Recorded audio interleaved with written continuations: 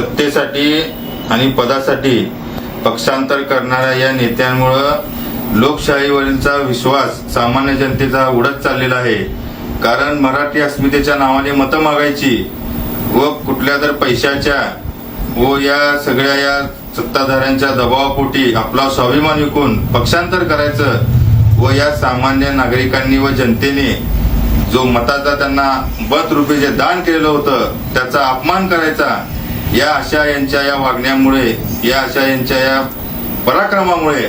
आज मराठी माणसाचे जे सामान्य नागरिकांचे जे महाराष्ट्रातले प्रश्न आहेत, जे कामगारांचे प्रश्न आहेत, जे शेतकऱ्यांचे प्रश्न आहेत, त्याकडे साफपणे दुर्लक्ष होत आहे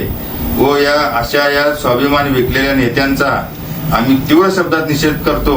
व यांनी महाराष्ट्राची जी संस्कृती होती व जे महाराष्ट्राचे संस्कार होते, जे महाराष्ट्राचे जे तत्वनिष्ठ नेते होते, त्यांचे कधीतरी विचार, त्यांचे कधीतरी अनुभवी त्यांचे बोल त्यांनी इतिहासात जाऊन वाचावे व त्यांचे जुने भाषण काढावेत व त्यांचा कुठेतरी बोध घेऊन या अशा आपल्या घाणेरड्या राजकारणाचा त्यांनीच उद्या भविष्यात जनता त्यांचा तीव्र शब्दात निषेध करून त्यांना त्यांची जागा दाखवल्याशिवाय हा मराठी माणूस, हा सामान्य नागरिक महाराष्ट्रातला त्यांना त्यांची जागा दाखवल्याशिवाय राहणार नाही।